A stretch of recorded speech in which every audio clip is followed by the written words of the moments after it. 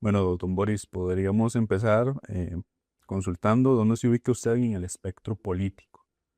En el centro, Enumere sus tres primeras acciones prioritarias en caso de ganar la presidencia. bueno, crear una ventanilla única para temas que tengan que ver con la economía, principalmente para dinamizar las pymes y las MIPYMES como parte del desarrollo económico del país. Entonces lo que vamos a hacer es quitar 25 o 30 trámites que tienen que hacer hoy los emprendedores para poder emprender y crear una ventanilla única. Eso va a significar 40.000 millones al año de ahorro para el Estado. Y por último, vamos a hacer un tema que tiene que ver directamente con la seguridad, que es el tema de atacar el consumo como la última fase, digamos, de este consumo de drogas para que ello signifique una disminución sustantiva de la demanda. Sin demanda no hay oferta, entonces el narcotráfico va a tener un golpe directo y claro en esas acciones. Don Boris, ¿derogaría algún decreto vigente? ¿Cuál y por qué razón? Pucha, posiblemente muchos. Recuerde que es, bueno, recuerde no, o sepa más bien que soy abogado y entonces el litigio me ha enseñado que hay muchísimas cosas que son innecesarias en este país, pero sí específicamente no podría decirle uno en este momento. ¿Cuál sería su reforma legal prioritaria? De carácter procesal penal, este país necesita, sobre todo en un tema específico que es la prisión preventiva, hacer una reforma sustancial y, por ejemplo, crear que el sicariato se convierta también en un acto terrorista, porque eso es lo que provoca el sicariato. Y entonces, al hacer eso, vamos a tener una pena más dura para el sicario que provoca terror entre las personas. Y, y esta reforma implica entonces necesariamente que también tenga prisión preventiva automática. En materia de seguridad, ¿de dónde tomaría recursos para fortalecer el combate a la inseguridad? Bueno, es que precisamente el Estado tiene 99 billones en un presupuesto que lo distribuye muy mal. Lo que tenemos que hacer es distribuir mucho mejor esos recursos, ¿verdad? Y en materia de seguridad, lo que tenemos que hacer también es tener la humildad para saber que solitos no vamos a salir adelante y entonces vamos a pedir recursos no solo de carácter académico y sobre todo de capacitación a los países hermanos, sino también que nos orienten justamente en cómo maximizar esos recursos en materia de seguridad. Don Boris, ¿cómo atacaría la creciente capacidad de reclutamiento del narcotráfico de personas jóvenes, especialmente las más vulnerables? Bueno, no es algo que se pueda hacer en 4 años. Realmente los políticos deben entender que este es un tema que se tiene que planificar muy bien y empezar a atacarlo desde la prevención, también con represión, pero sobre todo prevención con educación. Este país lo que necesita es que esos niños tengan una motivación especial para que cuando lleguen a ser adolescentes y estén en una etapa que deberían estar en la universidad, no sean atraídos por el narcotráfico, porque eso ha sucedido porque permitimos que nos robaran el avance que teníamos de los años 70, 80 y quizás un poquito de los 90 en materia educativa y nos fuimos cayendo hasta lo que somos ahora, un pésimo modelo para la juventud. ¿Qué acciones tomaría para que el Estado retome el control y el orden de zonas que están controladas por el narcotráfico? Ahí sí tiene que ver más con represión, no hay otra forma. Ya los que están, digamos, regionalizados y que están empoderados, y me refiero a los grupos del crimen organizado, solamente con represión se pueden combatir y eso ahí no hay que titubear para hacerlo. En esa misma línea, ¿cómo combatiría usted la infiltración del crimen organizado en los cuerpos policiales? Bueno, eso es algo que también se tiene que combatir con una mano bastante dura, ¿no? Hay que ser implacable. El policía que se deja enrolar por un acto de corrupción es un policía que no merece estar ahí, hay que sacarlo. ¿Liberaría recursos al OIJ y la Fiscalía para que inviertan en más personal y recursos? Por supuesto, usted tiene que trabajar de la mano de todas las policías, lo que son policías administrativas, unificarlas, y lo que es trabajo con la policía judicial, hay que dotarlas de las herramientas necesarias. Es más, yo creo que hacen demasiado con el poco recurso que tienen. ¿De dónde los tomaría usted? Del mismo presupuesto bien utilizado. En, Repito que se malgastan 99 billones que deberían utilizarse mucho mejor de lo que hoy se hace.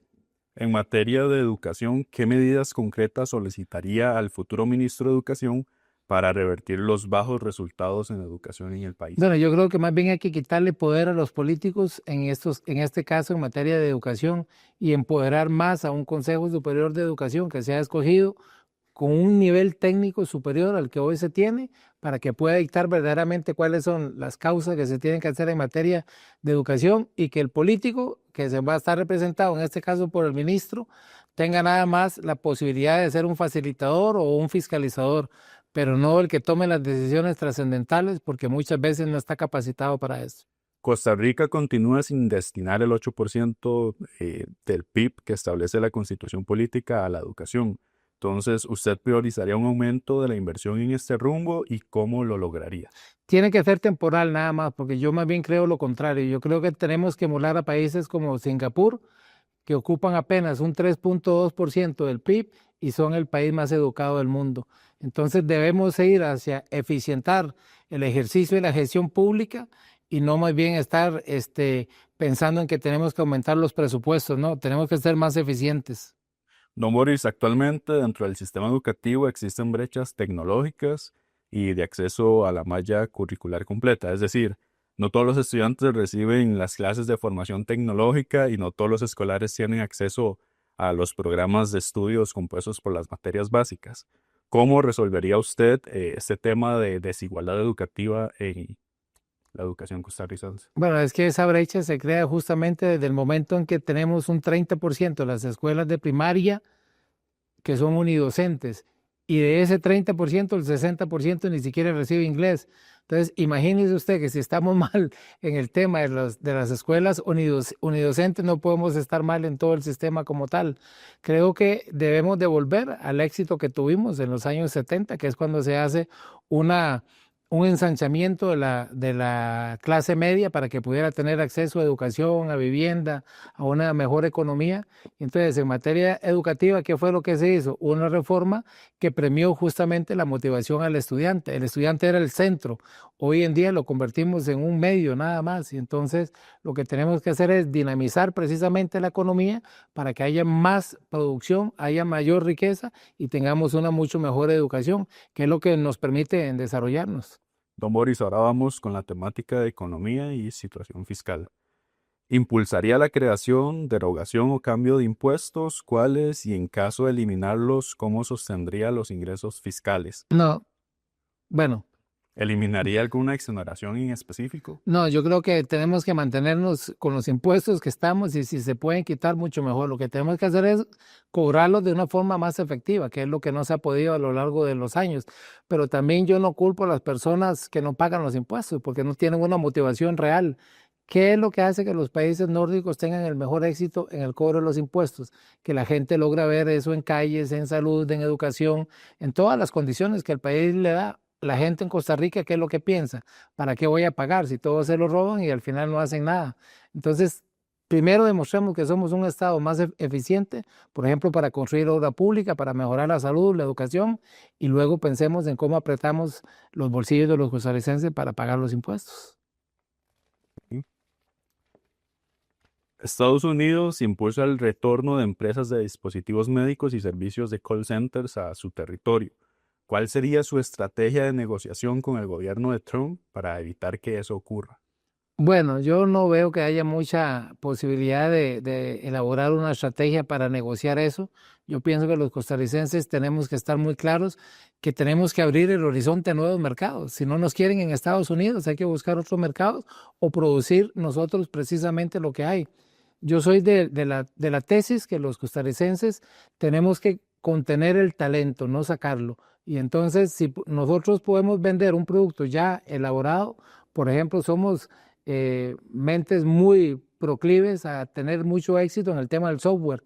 Entonces, estimulemos eso y si Estados Unidos no quiere comprarlo, buscamos otros mercados.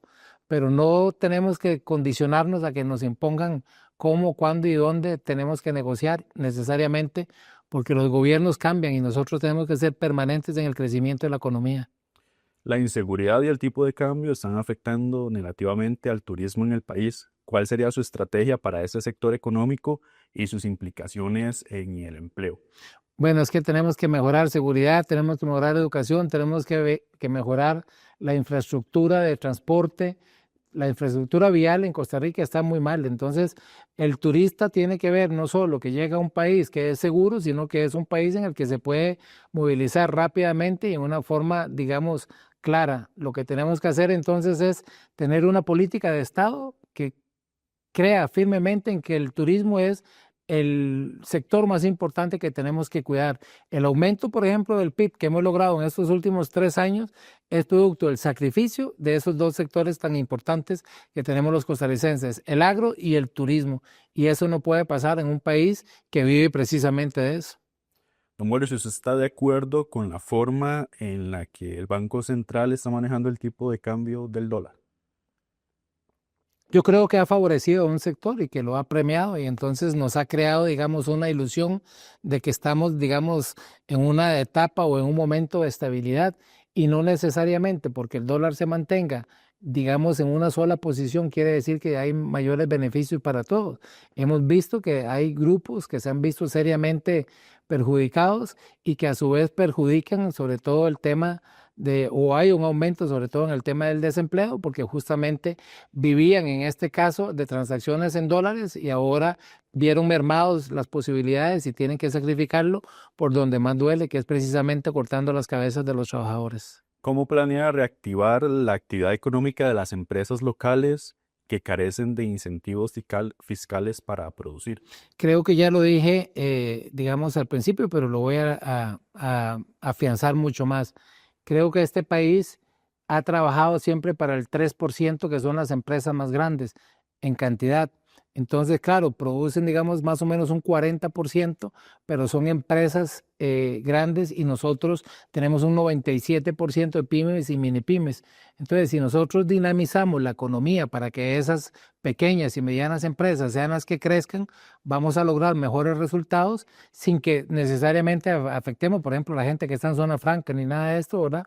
Porque lo que queremos es que las empresas que ya producen mucho sigan produciendo más, pero que las empresas que no producen por falta de un apoyo estatal lo puedan hacer y esas son las pequeñas y las medianas que para nosotros son más importantes en este caso.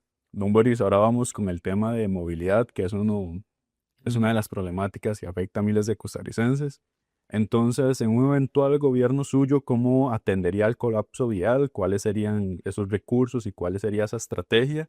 Y si puede, en esta ocasión, por favor, puntualizar en 2 medidas para resolver esta problemática. Bueno, una, poner al ICE a hacer obra pública, que se nutra precisamente de dónde, de capital de los planes de pensión complementaria y, por ejemplo, del sistema de Jupema, que ya la ley 7531 permitió que Jupema pudiera invertir el 20% de las utilidades en obra pública y no se hizo por una resolución de la SUPEM.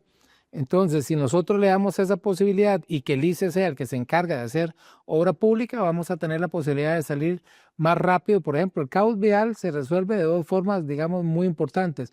Una es creando los medios de transporte público más amplios como el tren, que yo creo que es una oportunidad que tenemos que darnos los costarricenses, y segundo, ampliando todo lo que tienen que ser los pasos a desnivel, que los hemos dejado como de lado y tenemos que incrementarlo para que fluya. Tenemos una flotilla ya de 2 millones de vehículos en un país que tiene apenas 5 millones y algo de habitantes, entonces casi que los carros están alcanzando el número de habitantes. Eso nos parece un colapso que tenemos que evitar y la forma de evitarlo es que la gente no necesite de un vehículo para transportarse a su trabajo. Si tenemos eficiente metro, eficiente tren, eficiente control vial, sobre todo con los días de restricción, vamos a lograr mayor efectividad y lo vamos a lograr también aumentando una flotilla, en este caso vehicular eléctrica también para que tengamos menos contaminación, pero con unos incentivos reales para que la gente cuando vaya a usar un vehículo,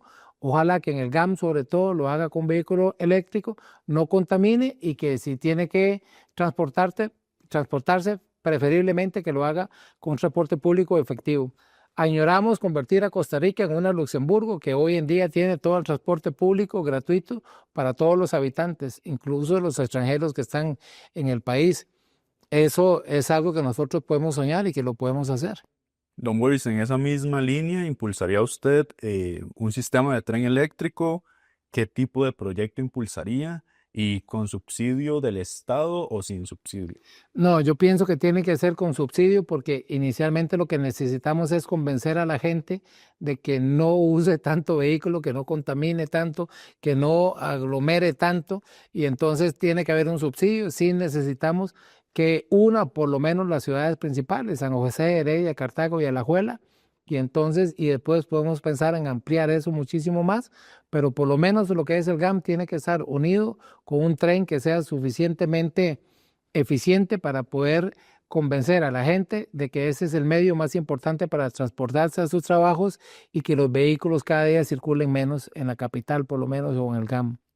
Don Boris, ahora respecto a las pensiones, ¿qué medidas específicas propondría o propondrá, mejor dicho, para evitar la quiebra de las pensiones del IBM? Bueno, Costa Rica se proyecta que para el año 2050 ya va a tener un 25% de población adulta mayor. Eso significa que vamos a tener la cuarta parte del país ya en condición de pensionado. Y tiene que haber un 75% de los costarricenses que tienen que ver cómo hacen para poder pagar esas pensiones. Si no tomamos medidas, en este caso importantes, significativas, que la gente comprenda que esa riqueza que vamos a producir tiene que traducirse también en la posibilidad de que se pensionen, difícilmente lo vamos a lograr, pero también tenemos que crear condiciones para que las nuevas generaciones que ya no quieren tener tantos hijos sepan que también tienen que ir buscando los modelos de autogestión o modelos de pensiones complementarias que ellos puedan sufragar para que vayan creando su propia pensión y no tanto en el sistema de pensiones universal que de alguna u otra forma se va a ver muy amenazado con ese 25%, que es algo que lamentablemente va de la mano también del progreso que hemos tenido en salud. O sea, vamos a hacer ese 25%, curiosamente, en Centroamérica solo Costa Rica, porque nuestro promedio de vida es más alto. Y entonces eso hace que las personas se mueran menos rápido, por decirlo de alguna forma. Y entonces lo que ganamos por un lado lo perdemos por otro, pero ese sistema de pensiones para contestar y aterrizar tiene que ser sufragado, evidentemente, por los más jóvenes. Y esos son los que tenemos que poner a producir mucho para que puedan crear el sistema que va a mantener a los adultos mayores, pero también el que los va a mantener a ellos en algunos pocos años.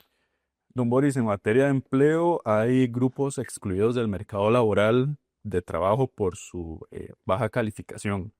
En esos casos, ¿qué pretende hacer para brindar oportunidades laborales a estas personas? Bueno, fíjese usted que el estado de la nación refleja una cosa muy importante, o el estado de la educación más bien es el que específicamente refleja que hay lo que se llama un boom de la juventud o un bono de la juventud, le llaman ellos, ¿verdad? Que son esa gente que hoy tenemos que salen más rápido y con mayor eficiencia, sobre todo en Centroamérica, Costa Rica somos líderes, que terminan la secundaria pero no terminan una carrera universitaria. Entonces se quedan, son los famosos ninis, ¿verdad? Que ni trabajan ni estudian. Y entonces el tema es, ¿por qué no reciben oportunidades de trabajo? Porque precisamente no están calificados, porque no han tenido la motivación para llegar a estudiar una carrera universitaria. Creo que ahí está el éxito que tenemos que lograr, como lo hicimos en los años 70 y 80, donde había una motivación para que el estudiantado llegara a la universidad y terminara una carrera. Pero hoy en día también son necesarias las carreras técnicas, las carreras sobre todo tecnológicas, ¿verdad? Que tienen que ver con el modernismo y entonces yo pienso que hay que tener una motivación especial para ese grupo que representa, si mal no recuerdo, un 34%. Entonces, imagínense ustedes, si no tenemos a un 34% produciendo, el país por eso no camina. Don Boris, ¿usted está de acuerdo con reducir las cargas sociales para impulsar el mercado laboral? Y si es así, ¿cómo sustituiría los recursos de que esas cargas sociales generan para las instituciones de ayuda social? No, yo no pensaría en reducir las cargas sociales. Me parece que Costa Rica, a pesar de que tiene una de las cargas más amplias de Latinoamérica, no tiene que hacerlo porque lo que tenemos que hacer es emular a los países europeos que tienen mayores éxitos, que tienen cargas altas, pero tienen beneficios muy altos también. Entonces, cuando nosotros le demos a los costarricenses precisamente el disfrute de los beneficios que tienen que recibir, creo que no va a haber oportunidad para pensar en que las cargas son muy altas. Cuando usted tiene una crisis, usted la resuelve de tres formas: o genera más, o reduce los gastos o hace un balance entre ambas cosas. Nosotros somos de producir más. Don Boris, la Defensoría hizo un llamado a revisar la estructura institucional orientada a atender poblaciones vulnerables. ¿Está de acuerdo usted con el cierre o fusión de algunas instituciones? Yo creo que podría ser importante hacerlo, por ejemplo, las que están sobre todo ligadas al sector social, IMA, SIMBU, AMBI, pero el tema es que eso no soluciona. La sola fusión o la sola reducción del Estado por sí sola no es la que le da el éxito. Yo creo que lo que tenemos que hacer los costarricenses, pensando en la Defensoría, por ejemplo, es atacar los problemas desde arriba. O sea, saber que cuando se está en juego con un derecho humano que afecta a todos los costarricenses, lo que tenemos que hacer es mejorar las condiciones para que ese derecho humano se expanda a la cantidad de personas, sobre todo las que están en condiciones vulnerables, y no lapidarlos, que es lo que hemos hecho hasta el día de hoy. En el tema de la salud, la deuda del Estado con la caja sigue en aumento. Sí. ¿Qué estrategia fiscal tomaría usted para que el Estado pueda cumplir con los pagos a la caja, pero sin aumentar la deuda pública? Bueno, el tema ha sido que estos 4 billones que tenemos acumulados hoy, que me parece una cuestión terrible, este gobierno actual es el único que no ha pagado un 5 de esa deuda. Los demás por lo menos han venido pagando algo. Yo creo que hay que tener una política de pago, eso es lo primero que hay que hacer. O sea, hay que concientizar al Estado para que sepa que no puede ser el deudor más grande de la institución más emblemática del Estado. Entonces, ¿con qué cara le vamos a cobrar a las personas que adeudan, las personas físicas o jurídicas, cuando el Estado es el mayor deudor? Lo que hay que hacer es pagar, así de sencillo. O sea, el tema es, si usted, Estado, le cobra a sus empleados públicos un porcentaje que tiene que ser precisamente el pago que corresponde al Estado, entonces el tema es cómo no lo va a pagar lo que usted está haciendo. ¿Qué pasa cuando una persona física no paga esas cuotas obrero-patronales? Ya, se le puede meter en la vía penal porque precisamente hay una retención indebida. Con el Estado no podemos hacer eso. Debería ser una causal, por ejemplo, para el que no pague por parte del Estado, el jerarca que se niegue a cancelar esa deuda que es tan significativa. Don Boris, ¿usted podría citar 3 medidas para reducir las listas de espera? Bueno, la primera, me parece que esos 3 tiempos que tenemos en el Estado actualmente, o esos 3 horarios, tenemos que hacerlos verdaderamente eficientes. Que la misma cantidad de personal y la misma calidad de personal que está en el horario de las 6 de la mañana, está en el 2 de la tarde y está en las 10 de la noche. O sea, no puede ser posible que usted no tenga eso.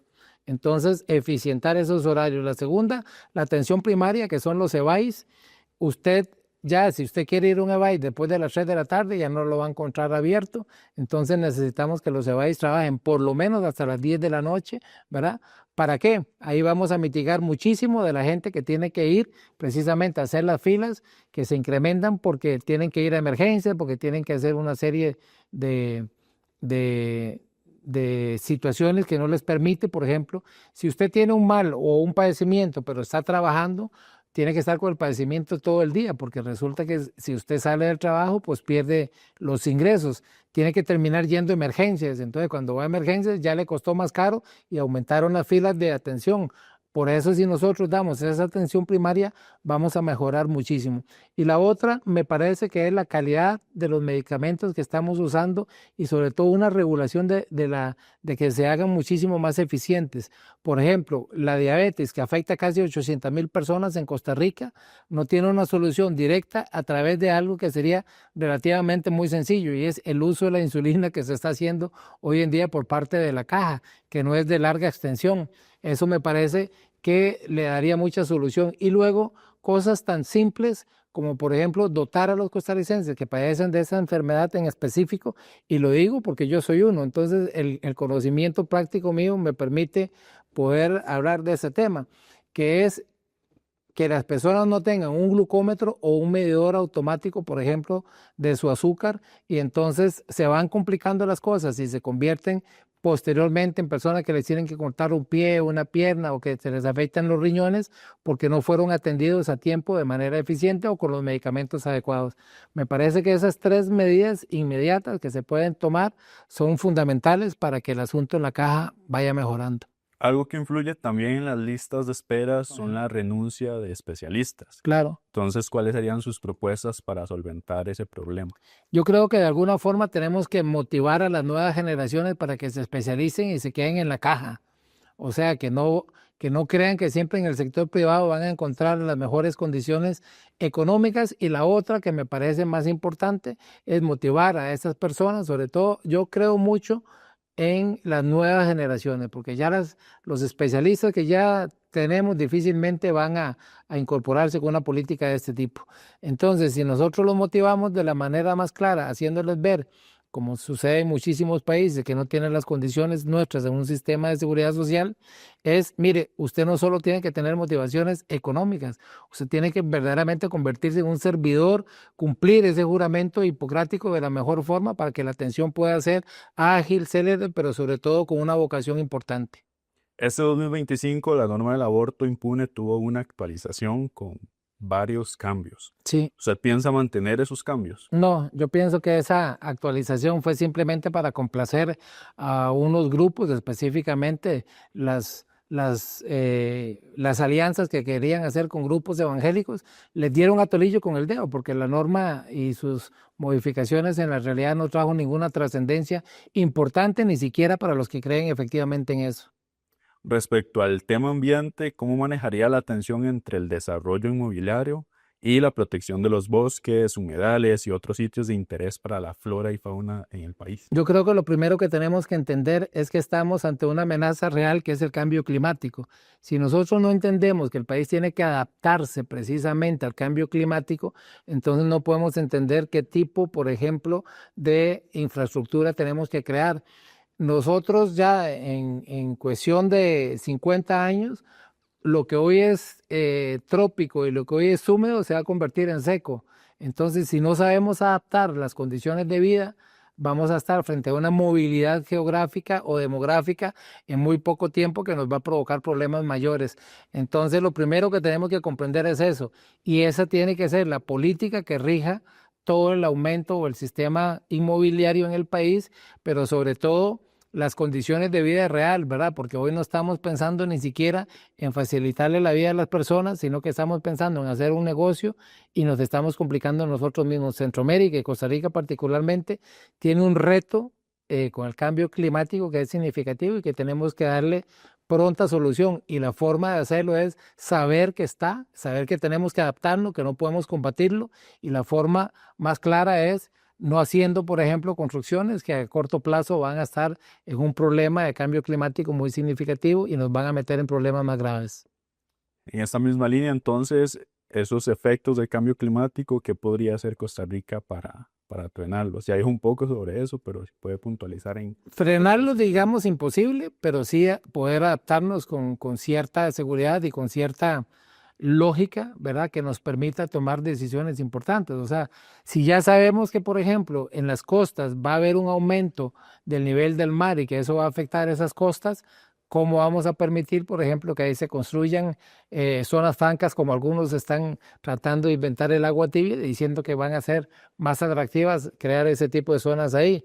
Entonces lo que tenemos que hacer es tener la creatividad para poder adaptarnos a esa situación del cambio, dando mejores oportunidades de trabajo y mejores condiciones, sobre todo de vida a las personas, para que puedan ir adaptándose a esos cambios sin necesidad de verse afectados. Yo creo que lo que tenemos que hacer es tomar conciencia de que eso ya llegó, de que tenemos que esperarlo y que tenemos que tener la sabiduría para poder adaptarnos y cambiar conforme vaya cambiando el clima y conforme nosotros podamos ir a ese ritmo y no tratar de contenerlo. Don Boris, ¿usted está de acuerdo con reducir el área de protección de Gandoca Manzanillo para fomentar el desarrollo de proyectos hoteleros e inmobiliarios en la zona? No, yo creo que nosotros tenemos que comprender algo muy importante. Tenemos que cambiar la visión de país de que todo es tratar de premiar la economía por la economía misma, sin pensar en el desarrollo social que eso puede implicar. Gandoca es una zona, digamos que es un ejemplo dentro de lo que nosotros podemos pensar, pero tenemos muchas zonas más. Si nosotros pensamos, por ejemplo, en Cruzitas, ¿verdad? Entonces no podemos premiar el hecho de ir a sacar todo el oro que hay ahí a costa de un daño ambiental gigantesco. Entonces, ¿qué es lo que tenemos que compensar? ¿O qué es lo que queremos compensar? Si queremos un mejor desarrollo humano como tal, premiando al ser humano sobre cualquier otra cosa por encima de la economía, entonces ese es el país que buscamos. Si buscamos un país que lo que quiere es hacer plata por hacer plata, lo vamos a hacer posiblemente, pero nos va a durar muy poco esa ilusión, y que lo que le vamos a heredar a nuestros nietos y a nuestros bisnietos va a ser un país destruido y sobre todo devorado por una economía que no permite que se piense en el ser humano. Don Boris, finalmente en tema de vivienda, entre 2023 y 2024 las viviendas en condición de precario aumentaron en el país. En ese mismo periodo los bonos de vivienda más bien cayeron, ¿verdad? Eh, ¿Cómo promovería usted el acceso a vivienda para estas poblaciones y en general? La gran pregunta es, ¿tenemos nosotros posibilidades ahora de poder tener acceso a la vivienda? No, eso se perdió hace mucho rato.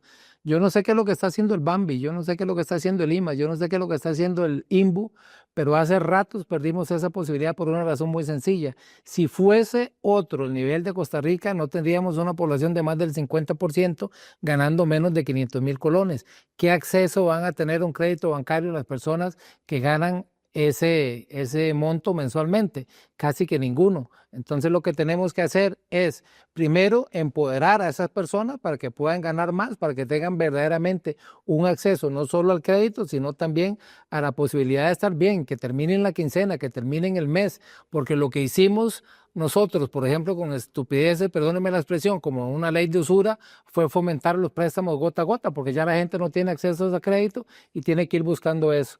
Entonces, no podemos pensar en acceso a la vivienda si no mejoramos primero el acceso verdadero a una economía digna para los costarricenses. Y eso es lo que nosotros vamos a hacer precisamente, como le comentaba, con el tema de la ventanilla única, para premiar al emprendedor que pueda producir, que pueda pagar impuestos, pero que también tenga acceso al crédito y a los beneficios que significa estar inscrito, por ejemplo, como PYME y MIPYME en el MEIC, para que pueda tener acceso a licitaciones y hacer negocios con el Estado también, el pequeño o mediano empresario. Boris, presidente, porque Costa Rica merece más.